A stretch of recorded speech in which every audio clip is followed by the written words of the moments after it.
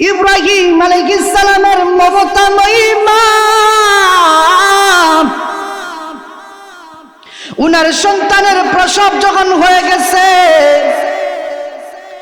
এবার ওই গুহার মধ্যে হযরত ইব্রাহিম আলাইহিস সালামকে রেখে একা একা নিজের সন্তানকে রাখিয়া হযরত ইব্রাহিম আলাইহিস সালামের মা আবার নিজের বাড়ির মধ্যে চলে আসলেন। ইব্রাহিম আলাইহিস সালামের মা বাড়ির মধ্যে চলে আসলেন। ওইদিকে ইব্রাহিম আলাইহিস সালাম গুহার মধ্যে একা একা ছোট বাচ্চা। আমার আল্লাহ কেমনে নবী রাসূলকে দুনিয়ায় আনে গো, কেমনে আল্লাহর দ্বীন জিন্দা করার জন্য আল্লাহর নবী রাসূল পয়গম্বরদেরকে আল্লাহ রাব্বুল আলামিন পৃথিবীর মধ্যে তাদের দায়িত্ব পালন করান। ওইদিকে দেখা যায় এবার ইব্রাহিম আলাইহিস সালামের মা ইব্রাহিম আলাইহিস সালামকে গুহার মধ্যে ফেলে চলে গেছে। আর আল্লাহ রাব্বুল আলামিন বলে, জিবরাইল রে জিবরাইল তুমি আর বসে থেকো না, আমার বন্ধু ইব্রাহিম আলাইহিস সালাম, আমার বন্ধু ইব্রাহিম উনার মা তার গুহার মধ্যে প্রসব করে একা একা রেখে গেছে। আমার বন্ধু ইব্রাহিম আলাইহিস সালাম এখন কি খাইবে, কিভাবে তার লালন পালন হইবে?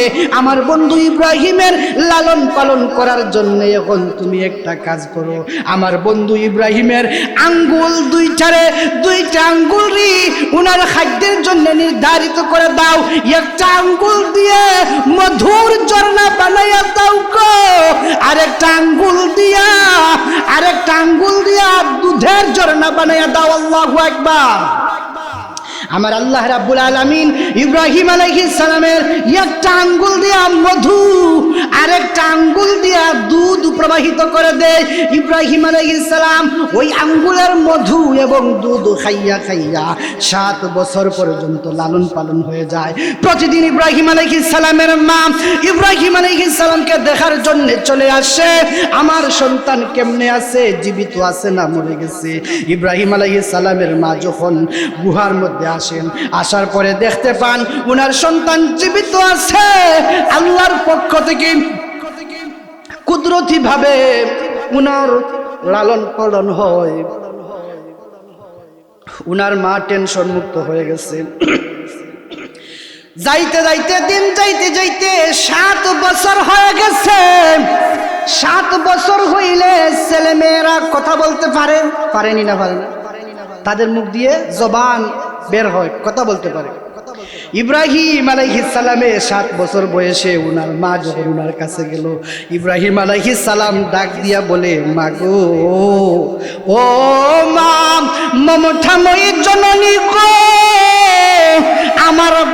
আমার স্রষ্টাকে, তোমার স্রষ্টাকে আমরা কার ইবাদত করব, কার বন্দেগী করব, আমাদের রবের নাম কি?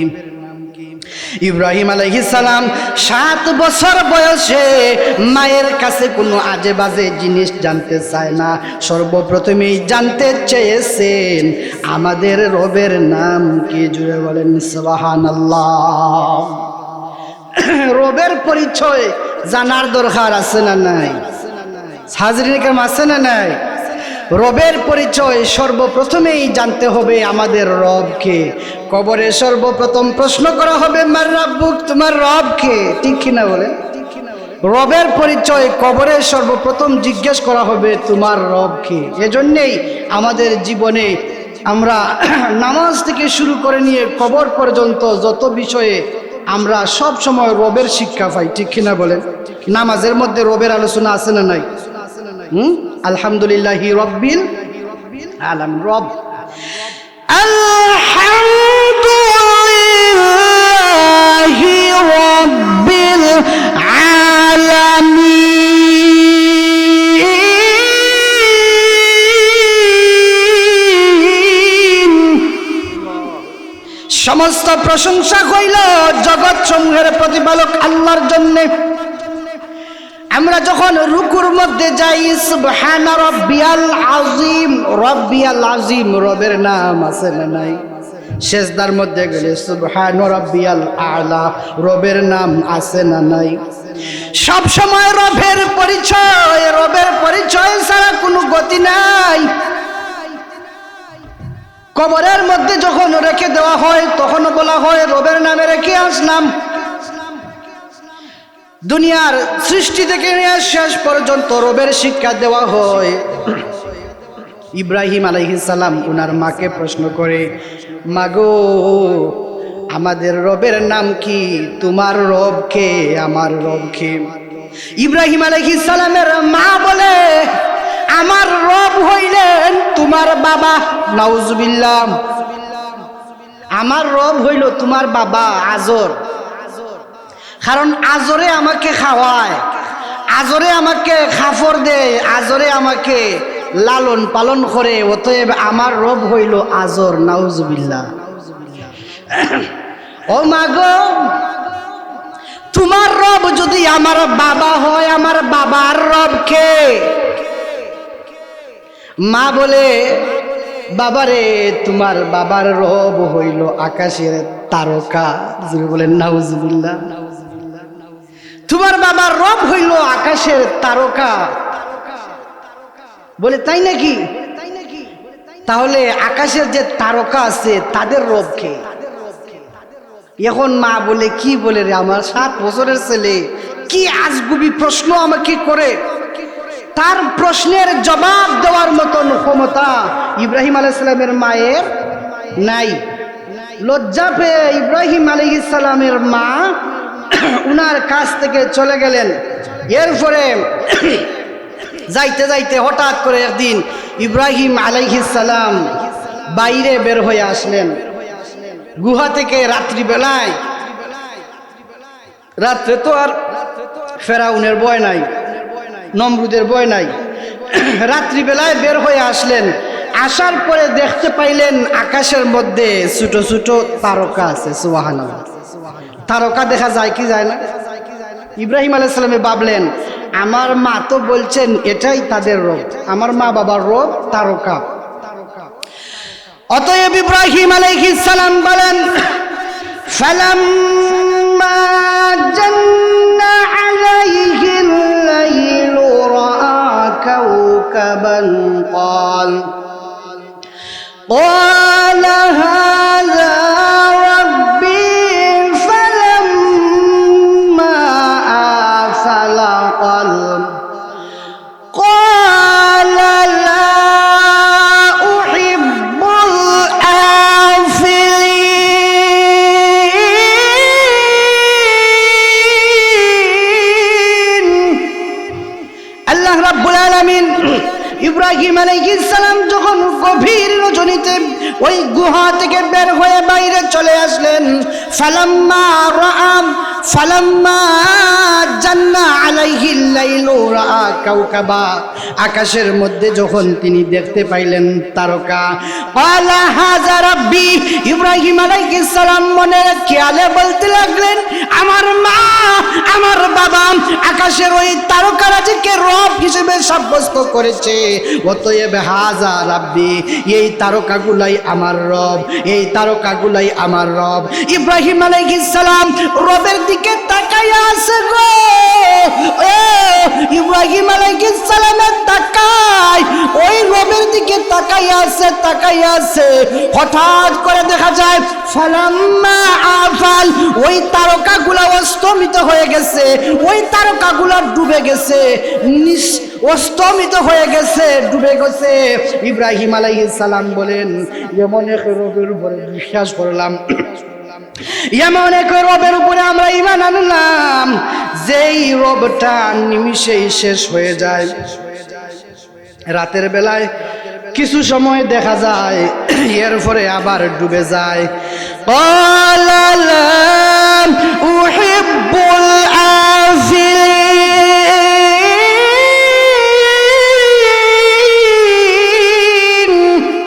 ইব্রাহিম আলাইহিস সালাম বলেন, যেই রব ডুবে যায়, যেই রব অস্তমিত হয়ে যায় গো, এই রব আমার রব হইতে পারে না। জুড়ে বলেন সুবহানাল্লাহ। ইব্রাহিম আলাইহিস সালাম বলেন, এমন রবের ইবাদত আমি করতে পারি না যেই রব ডুবে যায়, যেই রব ডুবে যায়। এরপরে দেখা যায় কিছু সময় পরে তারকাগুলা যখন ডুবে গেছে, এবার তারকাগুলা ডুবে যাওয়ার পর আকাশের মধ্যে চাঁদ আছে না নাই, চন্দ্র আছে। এবার চন্দ্র উঠে গেছে। ইব্রাহিম আলাইহিস সালাম কোরআনের ভাষায় এবার বলেন, ফালাম্মা রাআল কমারা বাযিগান ক্বালা হাযা রাব্বি হাযা রাব্বি ফালাম্মা আফালা ক্বালা লাইন লাম ইয়াহদিনি লাম ইয়াহদিনি রাব্বি লাআকুনান্না মিনাল কওমিদ দাল্লিন।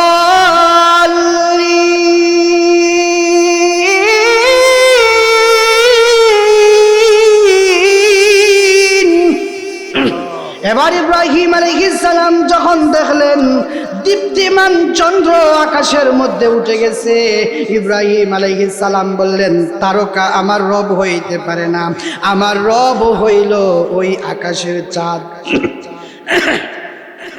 কারণ তারকা অস্তমিত হয়ে গেছে, তারকা আমার রব হইতে পারে না, আমার রব হইল আকাশের ওই চাঁদ।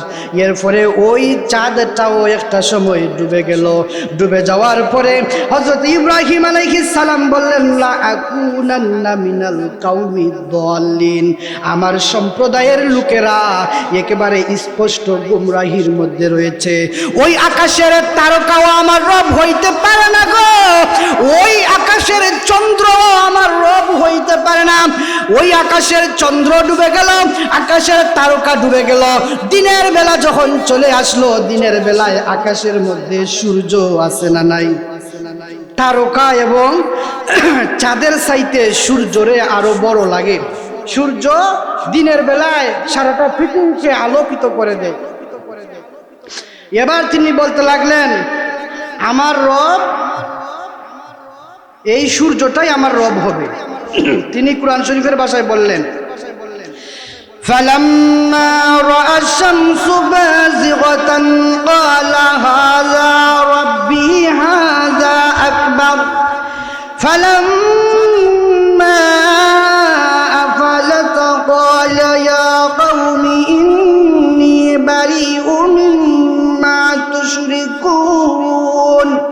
ইব্রাহিম আলাইহিস সালাম যখন দেখলেন সূর্য, তিনি বলতে লাগলেন, আকাশের তারকা আমার রব হইতে পারে না, আকাশের চাঁদও আমার রব হইতে পারে না, ওই আকাশের সূর্য আমার রব।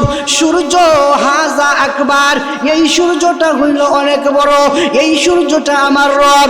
এরপরে যখন সন্ধ্যা হয়ে গেল, সন্ধ্যাবেলায় যখন সূর্যটাও অস্তমিত হয়ে যায়, ইব্রাহিম আলাইহিস সালাম বলেন, না রে না, ওই আকাশের তারকাও আমার রব হইতে পারে না, ওই আকাশের চন্দ্র আমার রব হইতে পারে না।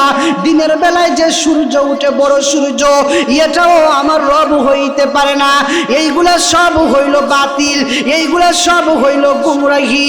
ইন্নী ওয়াজ্জাহতু ওয়াজহিয়া লিল্লাযী, আমি আজকে আমার সম্প্রদায়ের যেই নক্ষত্রের পূজা করে, যেই তারকার পূজা করে, যেই সূর্যের পূজা করে, আমার সম্প্রদায়ে যেইগুলার পূজা করে, আমি ইব্রাহিম আজকে এইগুলা পরিত্যাগ করিয়া ওই আল্লাহর দিকে একনিষ্ঠভাবে মনোনিবেশ করলাম।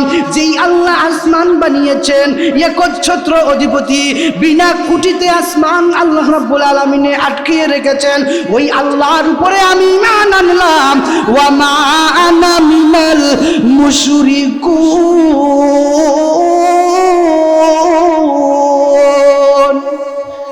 এবং আমি মুশরিকদের অন্তর্ভুক্ত নাম।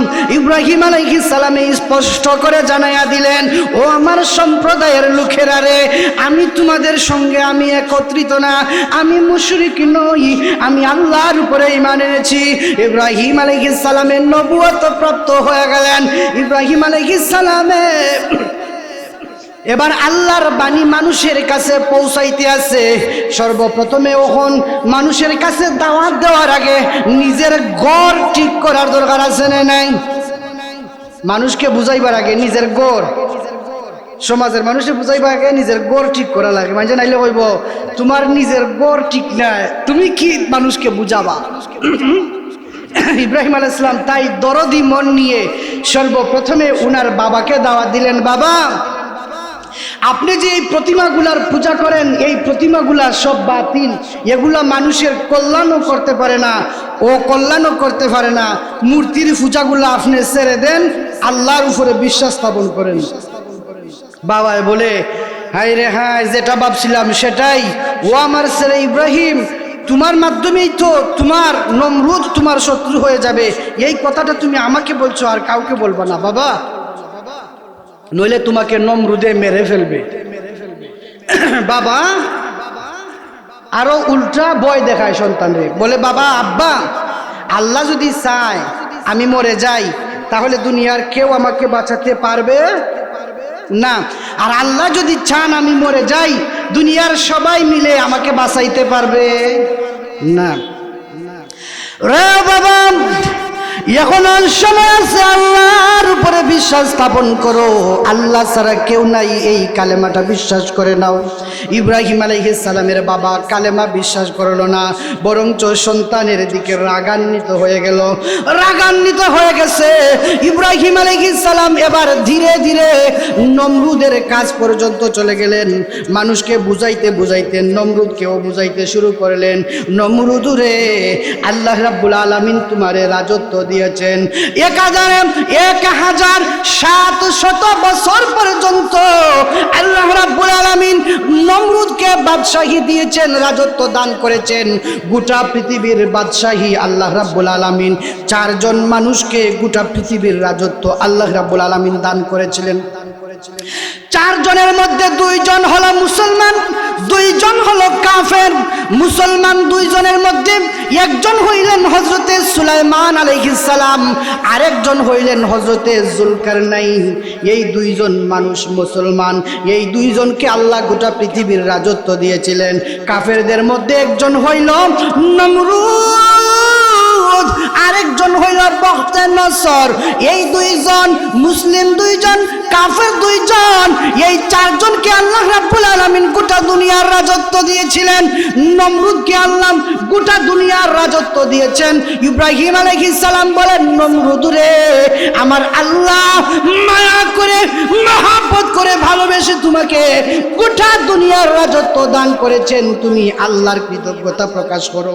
আল্লাহর উপরে যদি তুমি বিশ্বাস স্থাপন করো, তাহলে আমার আল্লাহ তোমার মান সম্মান আরো বাড়াইয়া দিবেন, তোমারে আরো ক্ষমতা দান করবেন। নমরুদে বলে, না না, আমি তো রব, তোমার রব তো, আর তো কোনো আল্লাহ নাই, আর কোনো রব নাই, আমি তো রব। এই কথা যখন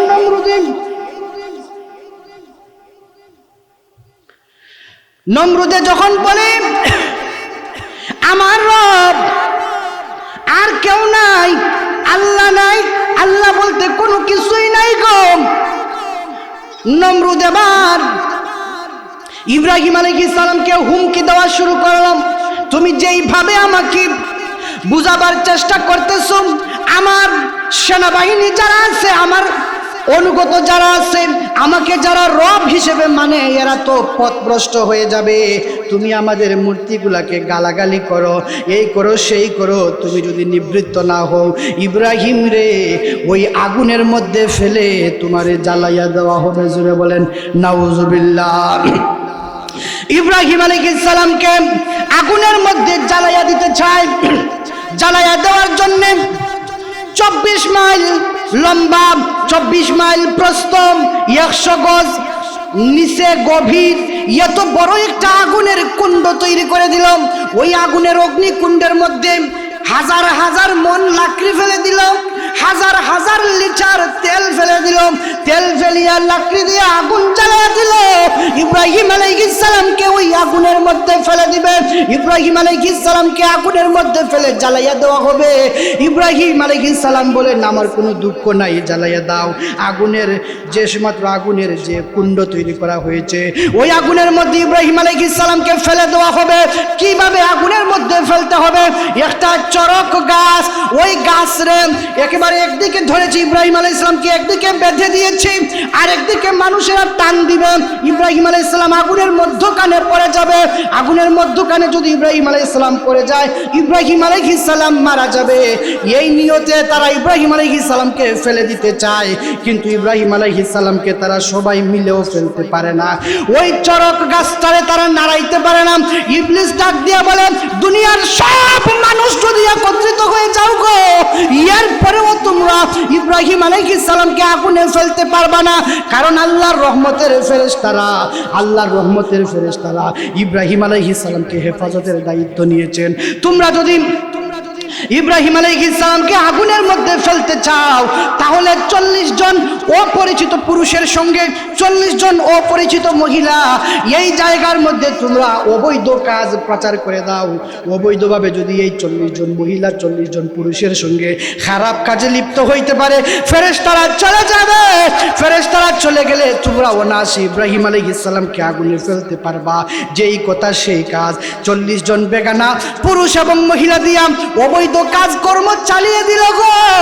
এবার ইব্রাহিম আলাইহিস সালামকে আগুনের মধ্যে ফেলে দিল।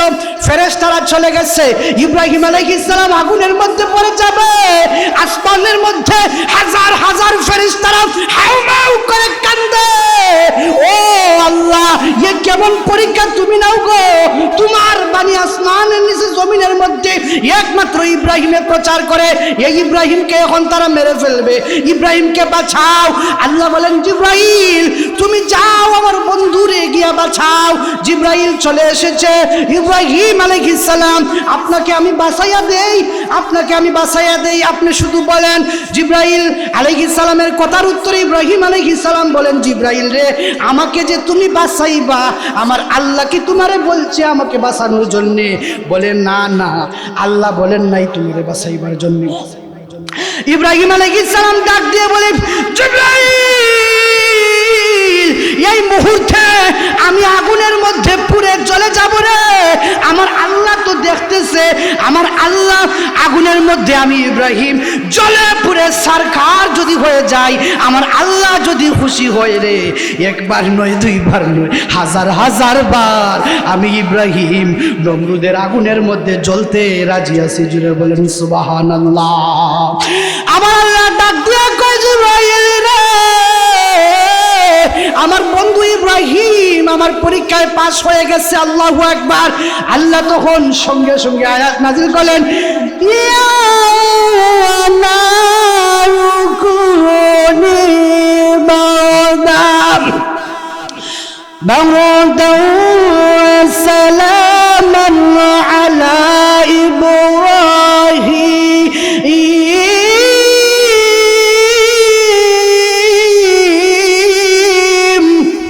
আল্লাহ রাব্বুল আলামিন সঙ্গে সঙ্গে আগুনকে হুকুম দিলেন, আগুন রে, ও আগুন ঠান্ডা হয়ে যা, বারদা, ঠান্ডা হয়ে যা, ঠান্ডা হয়ে যা। ওয়া সালামান আলা ইব্রাহিম, আমার বন্ধু ইব্রাহিমের জন্য আরামদায়ক হয়ে যাও।